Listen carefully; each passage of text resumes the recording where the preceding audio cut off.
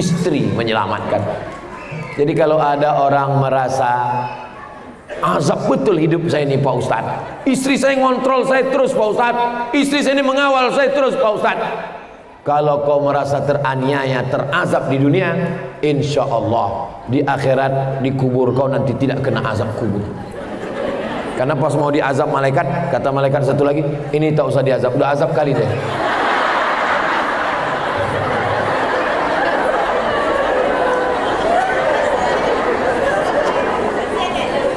Judul kajian kita petang ini namanya S3. Yang pertama sabar, yang kedua sayang, yang ketiga sosial. Dia seperti pisau bermata dua. Pakai sabar ke bawah mendidik anak, hebat. Tapi kalau sabar ke mall, sabar ke pasar, sayang ke anak, sayang ke suami, bagus. Tapi kalau sampai sayang salah alamat, dunia akan kiamat. Sosial, bersosial untuk menjaga suami, bersosial untuk menjaga anak, selamat rumah tangga. Tapi kalau sosialita, sosial yang tidak sesuai aturan agama, maka kiamat sudah dekat. Mudah-mudahan ada manfaatnya. Jangan kemana-mana, kita lanjutkan setelah yang satu ini. Salatullah salamullah ala taha rasulillah.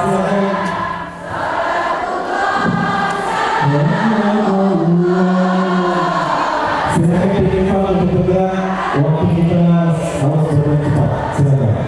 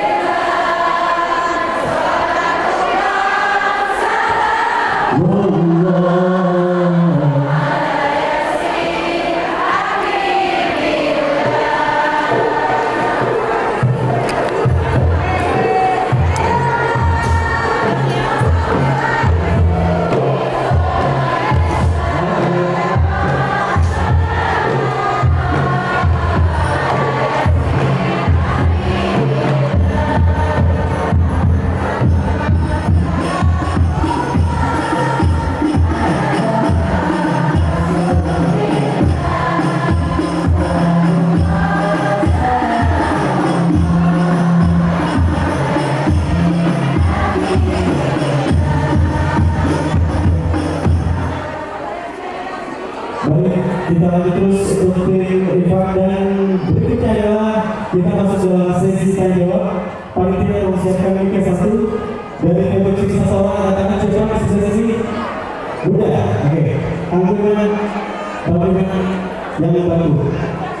Ya, terima kasih. Juga terus. Yang melarang perempuan bekerja, tapi bekerja dengan syarat dan ketentuan berlaku. Kalau waktu sudah habis dari jam 8 pagi sampai jam 4 sore, pulang ke rumah, matikan handphone, kasihlah sisa-sisa kasih sayang tadi untuk suami dan anak. Quality time. Saya hari Kamis, hari Jumat, hari Sabtu, hari Ahad di Kepulauan Riau. Nanti hari Senin, hari Selasa, hari Rabu, hari Kamis di rumah. Saya ini macam kain penutup mayat, ditarik ke kepala, terbuka kaki, ditarik ke kaki, terbuka kepala. Maka menutupi kekurangan saya yang hari Kamis, Jumat, Sabtu ini, maka saya mesti menggendong anak saya, mengantar istri saya. Oh, jadi Ustaz ngantar ke pasar? Iya. Jadi yang Ustaz ceritakan tadi nunggu di parkir itu, saya masuk juga di situ. Saya pakai topi, saya pakai masker, saya pakai kacamata hitam, saya gendong anak saya, ikut saya belanja ke pasar. Penjual ikan sama penjual sayur tuh nengok, Ustaz Somad ya? Tidak, saya bilang. Untuk menutupi kekurangan. Apa mana? Quality time. Hari ini Ustaz, pesawat kita nanti jam 12. Pagi tadi masih sempat saya antar istri saya kuliah. Saya antar, habis itu saya pulang, habis itu saya jemput lagi. Bisa dia pergi sendiri, bisa dia nyetir sendiri. Untuk apa itu? Kita isi waktu itu karena kita sadar dengan kekurangan kita.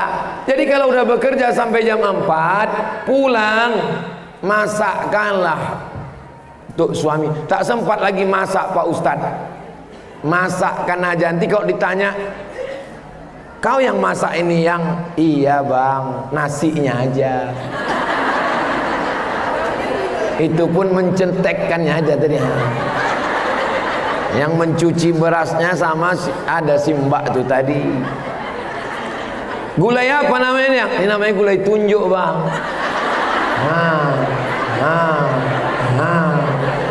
Namanya gulai touchscreen. Buatkan dia teh. Bisa tak dibuatkan oleh pembantu, ART, asisten rumah tangga? Bisa. Tapi ketika kalian yang membuatkannya ibu-ibu, tehnya sama, gulanya sama, tapi rasanya berbeda. Kalau tak percaya, coba kasih sama dia. Tehnya sama, gulanya sama, yang buatnya pun sama. Minum. Dengan kalian kasih, minum ya pangeran yang ku nanti-nantikan hingga akhir hayatku. Masa ku ajari juga kalian lagi? Jadi silakanlah bekerja, tapi jangan sampai waktu yang tersisa sayang, sabar, sosial. Kenapa ibu bisa bersosial dengan orang di pasar? Kenapa bisa bersosial dengan di kantor? Kenapa di rumah tak bersosial? Begitu sampai di rumah tetap juga lagi menghubungi kawan yang di grup-grup tadi. Kiki. Pas menengok muka dia, paham? Saya tidak menghalang perempuan untuk bekerja. Perempuan yang sudah memutuskan diri untuk berhenti bekerja karena menurut perhitungan gaji suaminya cukup, sesungguhnya manusia tidak mengenal kata cukup. Orang yang dapat gaji 3 juta, apa kata dia? Kalau 5 nanti cukup lah. Pas dapat 5, dulu waktu gaji guru 3 juta, kata orang kurang. Buktinya banyak siswa di sekolah terjaga. Pagi-pagi guru dengan motornya bep. Sayang, sampai di kelas dia mengajar, dinaikkan dengan insentif, tunjangan ini, tunjangan APBN, tunjangan APBD, tunjangan yayasan. Apakah cukup? Tidak. Kenapa? Karena keinginan juga bertambah. Dulu gajinya 3 juta, dia pakai motor, minyaknya cukup 1 liter seminggu. Sekarang gajinya 10 juta, angsurannya 25 juta. Makin tidak fokus. Maka betul ajaran Islam, laisal ghina kasratal arad. Orang yang kaya bukan yang hartanya banyak, walakinnal ghina ghinan nafs. Kekayaan yang sempurna adalah merasa cukup. Hidup ini yang penting cukup. Ustadz berdoa apa? Saya tak pernah berdoa minta apa-apa kepada Allah, karena yang saya pikirkan 20 tahun yang lalu waktu kuliah, aku mesti S1, aku mesti S2, aku mesti S3. Habis itu ku bawa ijazah S1, S2, S3 aku ini ke Kuala Lumpur, ke Brunei Darussalam. Aku mau jadi dosen. Kalau aku dapat duit, aku mau membahagiakan emakku. Cukup. Bahwa sekarang lebih daripada yang diminta. Malu saya untuk minta kepada Allah, karena yang saya minta dulu dapat. Saya minta doktor, dikasihnya profesor. Saya minta jadi dosen di Kuala Lumpur, dikasihnya di Brunei Darussalam. Bisa saya masuk, bisa saya mengajar, bisa saya mengajar ibu-ibu semua. Dulu mana mungkin saya berani. Tak pernah terpikir di dalam kepala saya dulu akan ceramah tabligh akbar di tengah lapang depan ibu-ibu. Dulu mau kenalan sama perempuan aja saya menggeletar.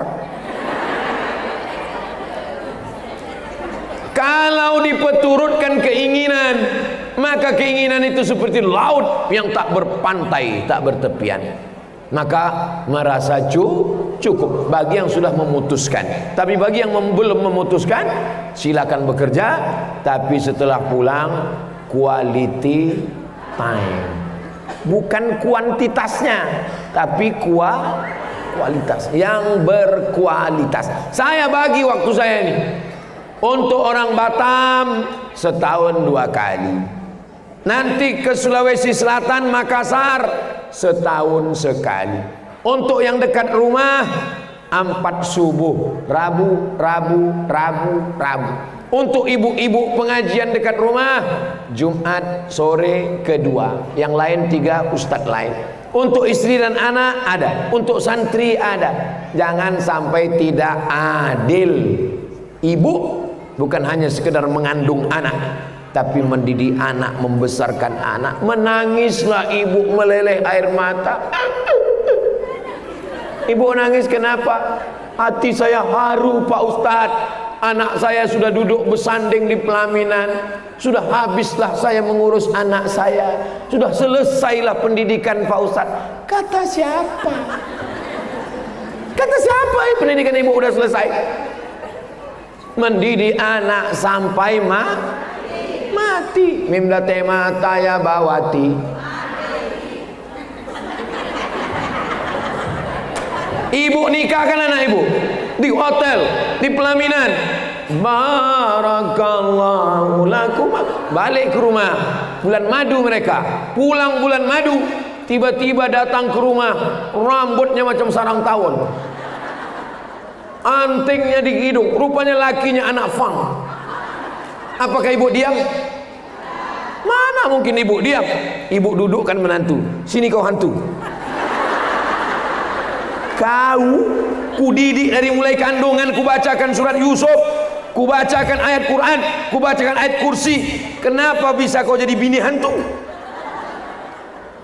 Selama ibu masih mau merepet, selama ibu masih mau bercakap, insya Allah potensi kalian masih ada. Tapi kalau kalian sudah diam, Bu, anak ibu ku tengok udah tak berjilbab, biar aja lah. Kiamat sudah dekat. Ibu siap merepet? Siap? Lanjutkan. Baik, terima kasih. Ya, terima kasih Ustaz-Ustaz semua. Mudah-mudahan setelah mulai pertanyaan, silakan bekerja tapi ada komitmen yang harus dijaga. Walaupun tidak bekerja, mungkin baru 3 tahun yang harus bekerja kembali nanti manfaat untuk keluarga yang pasti. Kita lanjut ke pertanyaan 2 dari Bunda Syafiki. Silakan sebutkan nama dari mana dan pertanyaannya. Silakan Bunda kedua. Ya, mana tadi? Oke. Silakan yang kedua tadi. Sudah? Yang kedua? Lanjut. Langsung saja jawab. Assalamualaikum warahmatullahi wabarakatuh. Saya Ibu Jumlah dari Medan. Ustaz, saya bertanya, gimana jika tidak Ustaz, apa hukumnya bila istri bekerja di luar negeri? Apakah suami wajib menafkahi istri? Dan apa hukumnya apabila suami berkata kalau mau diberi nafkah harus satu rumah? Dan apa hukumnya bila suami selalu menuduh istrinya bekerja karena jauh dari suami tapi dicurigai? Bagaimanakah sikap istri bila suami kurang cukup menafkahi dan akhirnya istri memutuskan untuk bekerja jauh dari suami? Terima kasih Ustaz. Mohon penjelasan.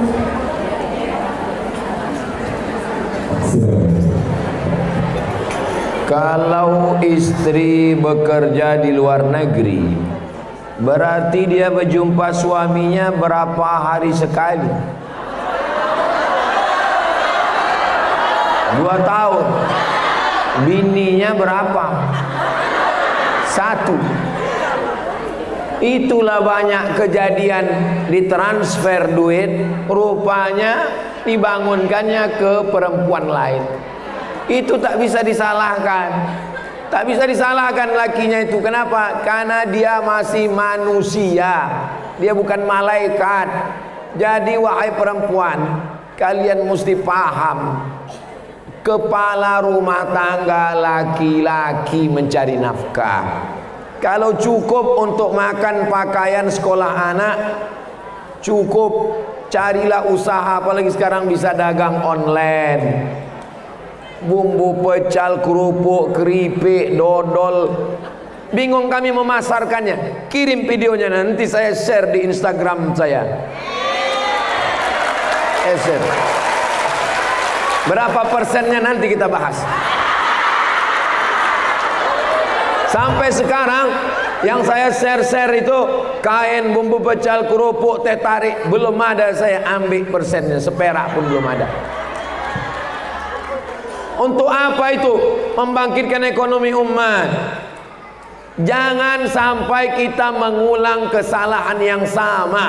Sudah cukup banyak berita tentang kejadian ini. Tentang laki, malu saya menceritakannya. Karena tujuan dari pernikahan adalah litaskunu ilaiha, supaya kalian merasa tenang, sakinah. Tak terbayangkan itu gimana. Perempuan jauh, suami.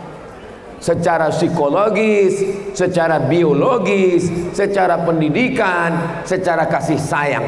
Adapun saudara kita yang amat sangat susah, kalau tak pergi istrinya mati mereka sekeluarga. Kita doakan mereka bisa menjaga diri. Dan setelah kontrak 2 tahun pulang, jangan pergi lagi. Duit yang dapat itu untuk modal usaha. Ini dapat duit hasil 2 tahun pulang, beli kulkas sebesar rumah, beli TV besar. Habis itu duit habis, pergi lagi.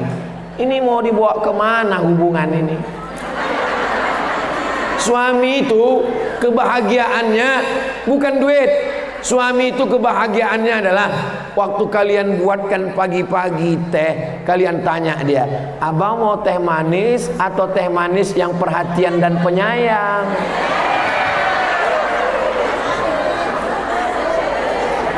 Mudah-mudahan keluarga kita semuanya sakinah mawaddah. Wallahu a'lam bishawab.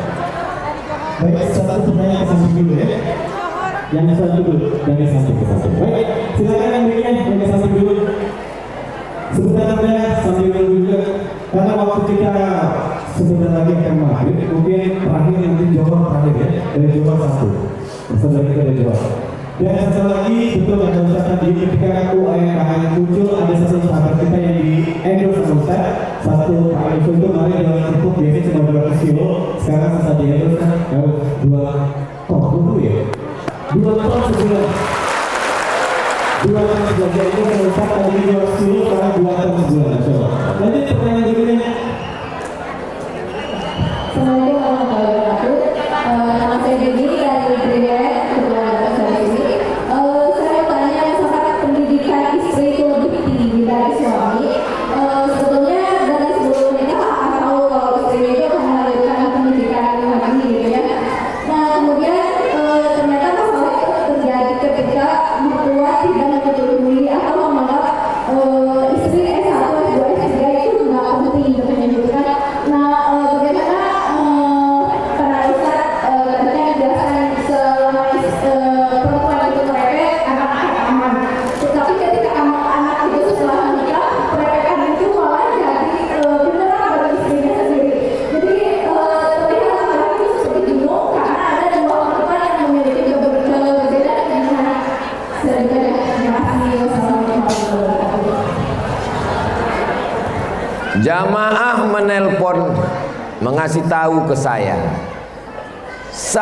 Pak Ustadz perempuan sarjana PNS ASN pegawai kerajaan. Sekarang saya tugas di luar kota. Kata laki saya, kau jangan keluar kota, kau keluar dari PNS. Kata emak saya, kau jangan keluar PNS karena aku yang menyekolahkan kau. Sekarang bagaimana sikap saya Pak Ustadz? Terus saya tanya, kalian belum nikah dulu ada ta'aruf? Ada. Tak kalian bahas masalah ini? Tidak. Ini bagi yang belum nikah, kalian buat satu kertas khusus. Siapapun yang datang meminang kalian nanti, tulis, aku S3, aku dosen, aku pulang kerja jam 4, aku bisa saja dipindahkan ke tempat lain. Kalau kau mau menerima aku, berarti kaulah laki-laki memang dipilihkan paling sabar mendampingi aku. Kalau kau tak siap, ada 1000 pangeran yang menanti aku. Begitu. Jangan sesudah nikah baru kalian bingung. Guna ta'aruf itu bukan menengok muka aja. Ini kadang perempuan ini lupa dia, saking sayangnya tadi. Karena perempuan itu lebih banyak ke sayang daripada ke rasional. Datang laki-laki meminang, ditengoknya orangnya baik, dia pun keluarlah membawa teh.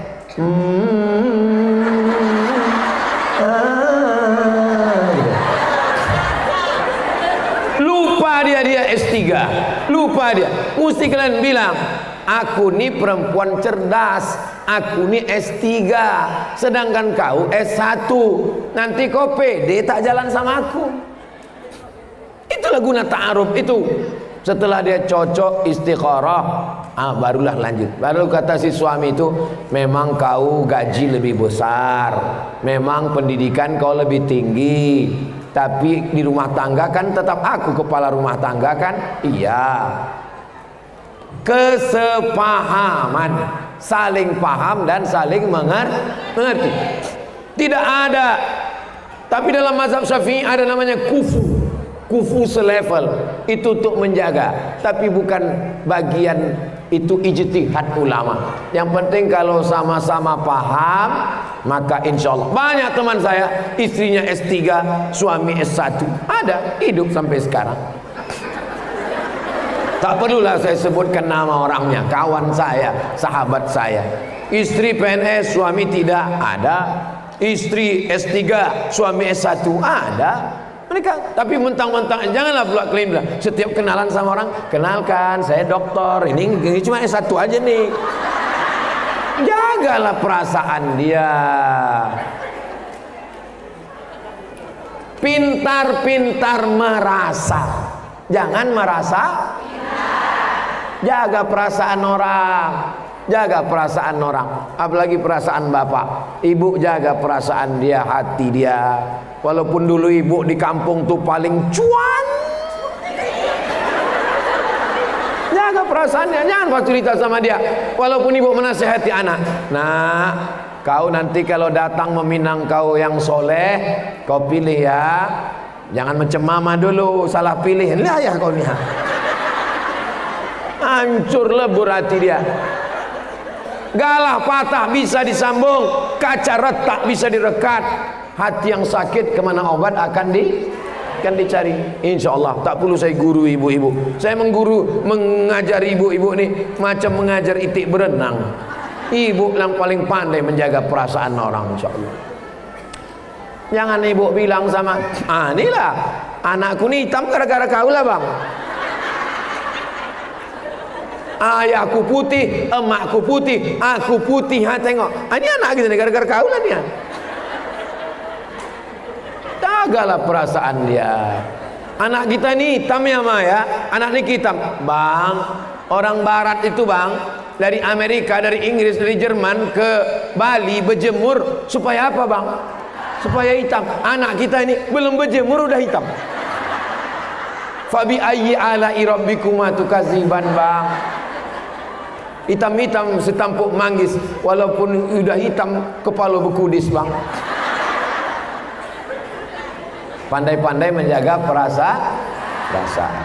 Wallahu a'lam bishawab. Baik, silakan dari Malaysia.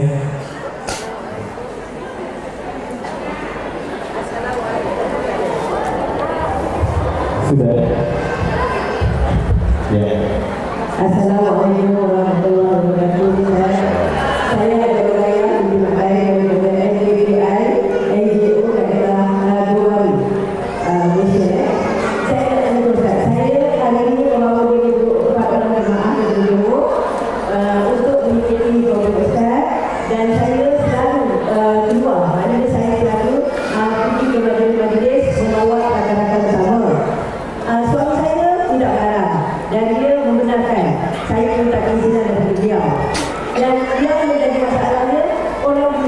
Orang yang luar sibuk menyatakan yang saya sering-sering meninggalkan suami, tetapi saya tinggal di dalam kasih sayang dan saya menghormati suami saya. Apa yang boleh sebagai diri suami dan diri saya kerana memberi orang lain dapat untuk mengatakan sesuatu kepada saya. Terima kasih.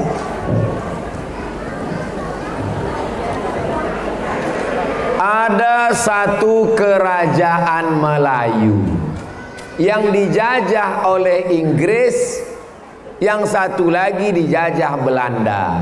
Yang dijajah Belanda jadi Riau Lingga, yang dijajah Inggris jadi Johor Bahru. Salah satu anak dari kesultanan itu pergi ke Pulau Sumatera, dilantik 4 datuk pada tahun 1723 menjadi kerajaan Siak Sri Indra III. Johor, Riau Lingga, Siak. Jadi kita ini serumpun Melayu. Walaupun sekarang pasportnya beda. Satu pasport ini. Kerajaan Melayu besar di Sumatera, Sriwijaya, menyeberang ke atas Sumatera, membuat kerajaan baru namanya Tomasik, menjadi Singapura. Hancur Tomasik, naik dia ke Semenanjung. Itulah jadi kerajaan, nama raja pertama Parameswara. Itulah dia kerajaan Malaka. Tumbang Malaka hancur, diserang oleh Portugis. Nama negaranya Portugis, nama orangnya Portugal. Itu nama negara, bukan Persatuan Orang Tua Gatal. Diserangnya Raja Malaka, lari ke Bintan. Bintan di Kepulauan Riau. Sampai di Bintan diserang lagi, lari ke Kampar, meninggal di Sungai Kampar, Riau. Pecah Malaka, jadilah negara kerajaan kecil, kerajaan Johor, kerajaan Terengganu. Inilah kerajaan-kerajaan yang disebut dengan Melayu, serumpun Melayu. Takkan Melayu hilang di Rempang. Allahu Akbar. Takkan Melayu hilang di Rempang. Takkan Melayu hilang di bumi. Sekali layar terkembang, surut untuk berpantang, takkan Melayu hilang di bumi. Allahu Akbar. Apa yang mau diceritakan tadi? Kalau benar menurut Allah, benar menurut Rasulullah, benar menurut ulama, maka kita laksanakan, jangan pikirkan cakap. Hidup ini tidak susah. Yang susah ini memikirkan cakap. Dulu saya ucapkan selamat datang encik-encik, puan-puan, tuan-tuan jemputan majlis daripada Johor dan Singapura. Saya beli kereta. Beli kereta, kalau di Jawa kereta api. Kereta di Medan sepeda motor. Kereta di Johor mobil. Saya beli mobil. Apa kata orang? Ini mobil kau ini macam gajah menghisap bensin, minyaknya, nanti duit kau habis. Ini pakai pompa, nanti di tengah jalan mati. Ini onderdilnya beli dari Jakarta. 2 tahun saya pakai, yang dicakapkan orang itu tak terjadi sama sekali. Jadi sebetulnya hidup ini biasa saja. Yang susah itu memikirkan cakap. Betul kata Allah, betul kata Nabi, betul kata ulama. Anjing menggonggong, kapilah berlari. Jangan pikirkan cakap. Dulu kalau kita diam di rumah, tutup tingkap, tutup pintu, tutup jendela, kita tak mendengar cakap orang. Betul? Sekarang kita duduk di rumah, tutup pintu, di kamar, tutup rumah-rumahnya dikunci, tutup kamar-kamarnya dikunci, tutup toiletnya dikunci, cakap orang tetap masuk, karena orang masuk toilet sambil buka handphone. komen Instagram, komen YouTube, komen. Maka kalau mau tenang, matikan handphone, pekakan telinga, butakan mata. Yang di rumah ini hanya kita berdua. Yang lain ini, yang bercakap ini bukan sekedar ceramah, ini diamalkan nanti pulang ke Puan, Maci sudah bawa jamaah kemari, suami izin buat baik, menjaga aurat, pengajian, dapat ilmu, balik, tutup handphone, tutup pintu, tutup jendela, datang tamu, halau balik. Yang penting kita jaga hati kita, jangan hiraukan cakap orang. Siapa yang menyangka dia selamat dari lidah manusia, berarti dia gila. Siapa yang selamat dari lidah manusia? Apakah Nabi Muhammad selamat dari lidah manusia? Kata mereka tentang Nabi Muhammad, sahir, tukang sihir, kahin, dukun, majnun, orang gila, rajulun mashur, orang kena sihir. Nabi Muhammad aja mereka gitu kan, apalagi Ustaz Somad. Betul? Jelas? Tema kita sekarang adalah mengoptimalkan peran ibu dalam keluarga. Jadi ibu ini dia punya potensi, punya kemampuan yang tidak dimiliki oleh bapak. Kalaupun bapak punya, tapi tidak sebanyak sehebat yang dimiliki ibu. Maka kalau sifat ini dioptimalkan, maka peran dia dalam keluarga itu luar biasa. Yang pertama, sifatnya adalah sabar.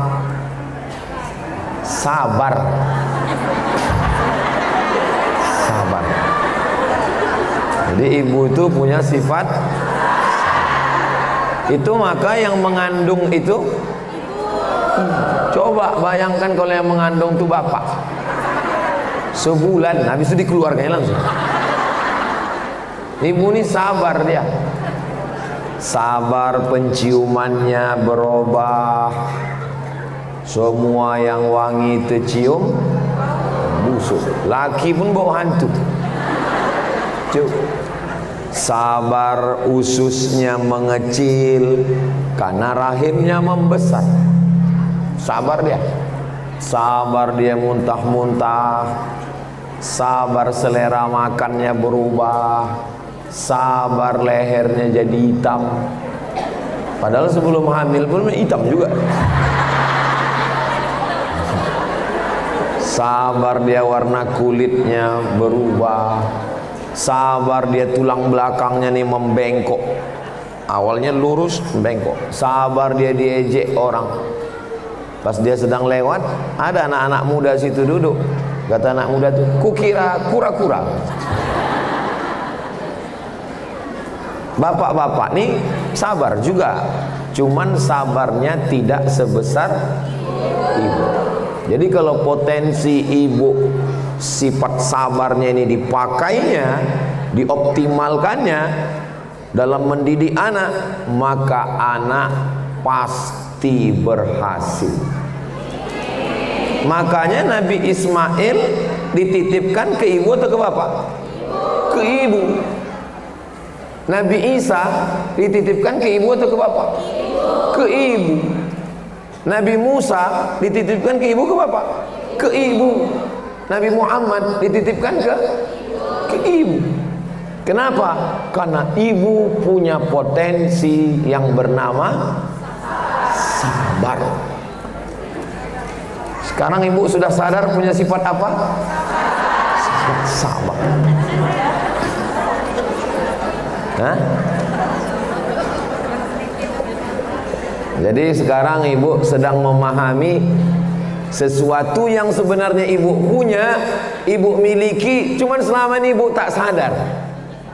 Hari ini kita sadarkan bahwa sebenarnya ibu punya harta yang lebih hebat daripada emas, lebih hebat daripada intan berlian. lebih hebat daripada gedung pencakar langit. Karena yang menggambar, yang membangun itu adalah laki-laki, dan laki-laki itu dididik oleh seorang ibu yang memiliki sifat sabar. Seandainya ibu-ibu tidak sabar, ini anak-anak ini tak ada semua. Apalagi ibunya polwan, asal menangis anak tuh bam, mati. Tapi sabarnya ibu. Saya kalau udah saya tengok lah Sami menangis, saya sekali yang saya gendong, udah 2 kali cabut saya. Katanya saya gendong, katanya gendong, ketiga kali cabut saya. Jadi ibu punya sifat sabar yang luar biasa. Pakailah sifat sabar ibu ini untuk mendidik anak. Sholat subuh, bangun ya nak, tidur dia lagi. Sholat subuh ya nak, duduk dia, tak lama duduk bangun. Sholat subuh ya nak. Kalau bapak mana bisa begitu? Diambilnya langsung pukulan satpam. Maka kalau ada anak yang berhasil, anak yang sukses, maka di balik kesuksesan anak itu adalah seorang ibu yang sabar. Dan ibu-ibu yang sabar itu ada di hadapan saya ini sekarang. Sekarang tak boleh lagi bilang amin karena udah dekat kampanye.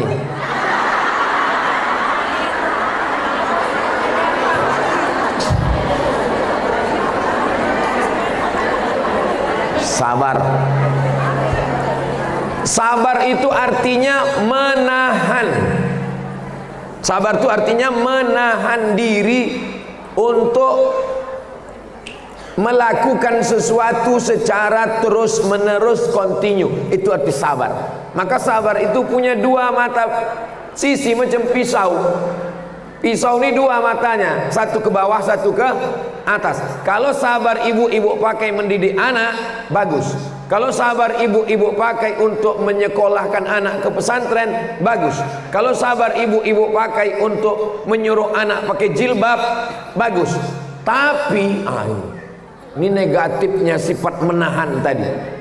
Kalau sifat menahan itu dipakainya belanja ke mall, karena dia bisa bertahan di mall itu 1 hari. Menahan. Ini sifat sabar ini. Saya kalau pergi ke pasar, apa yang saya cari? Misalnya saya mau mencari roti, mampir saya beli roti, saya bayar, habis itu saya pulang. Tapi kalau perempuan tak begitu. Nampak ini ambil ini, nampak ini ambil ini, nampak. Sabar dia lama di dalam itu. Saya pergi ke pasar pagi Arengka, mau mencari jeruk purut, turun beli jeruk purut, masuk mobil pulang. Kalau almarhumah mak saya tak gitu. Nampak tempe, ambil pula tempe. Nampak. Makanya kalau saya mengawani dia belanja, kau tak usah turun, aku aja. Karena kalau saya ikut, saya tanya, lama lagi mak? Lama lagi mak? Kau tak sabar. Jadi kesabaran perempuan ini seperti mata pisau. Sabar dia mendidik anaknya, sabar menyuruh anak bertudung. Pakailah tudung nak. Pakainya tudung pasrah tapi tak rela. Belakang itu, gitu. Sabar dia. Pakailah baju panjang nak. Kita orang Melayu, di mana bumi dipijak, di situ langit ditunjung. Di mana jantan bertanjak, di situ perempuan bertudung. Sabar dia ngasih tahu. Tapi sabarnya ini kalau pindah dari rumah ke pasar, itu tengoklah kalau pagi hari Ahad, tengoklah di tempat parkir bapak-bapak nunggu bini belanja.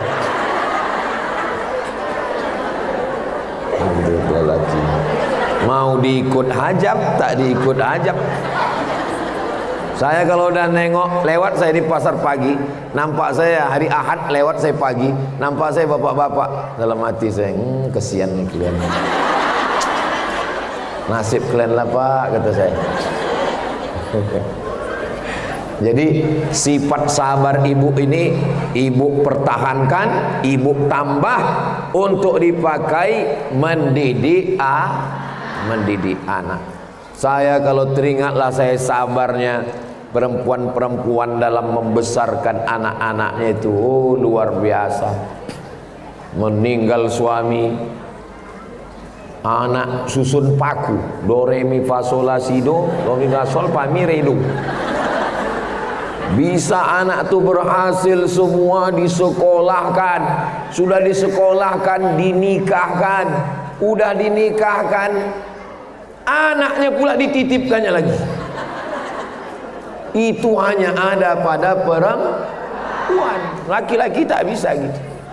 Kalau kalian saudari-saudariku perempuan tak percaya, besok hari Jumat, habis itu hari Sabtu, hari Ahad nanti kalian titipkan anak kalian ke atuknya. Ya, jaga anakku nih ya, sejam aja ya. Menjaga kau aja belum hilang capeknya lagi katanya. Yang anak kau pula lagi. Tapi kalau ke emak, ke ibu, tak ada ibu yang menolak cucu. Maka sifat sabar ini tidak dimiliki laki-laki. Kalaupun dimilikinya, tingkat kesabaran yang dimiliki perempuan ini luar biasa. Makanya yang paling banyak pengajian laki-laki apa perempuan? Perempuan. Laki-laki itu asal pengajian kultum aja, mulailah menggaruk kepalanya. Mulailah keluar handphonenya. Habis itu difotonya Ustaz tuh. Terus update status dia. Lama kali ceramahnya gitu.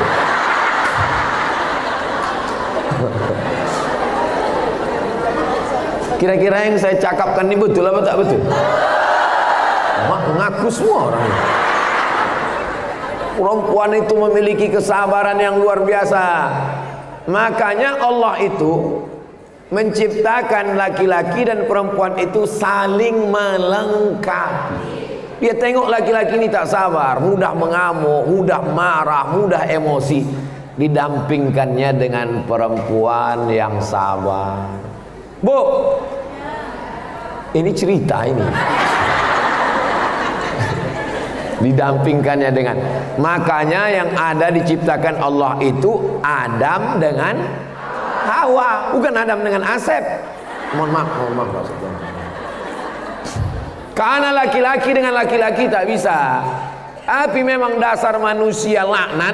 Ketika ditanya, kau kan pasangan laki sama laki-laki, kenapa pula kalian nikah laki-laki sama laki-laki? Perempuan yang terjebak di tubuh laki-laki. Mudah-mudahan Allah menyelamatkan negeri ini dari LGBT. Sifat itu namanya perempuan jadi-jadian. Yakinkan bahwa ibu adalah perempuan, dan sifat perempuan itu diantaranya sabar tingkat tinggi, dipakai dia, dioptimalkan untuk mendidik anak. Maka insya Allah kalau mengajar anak baca Quran, sabar. Ini namanya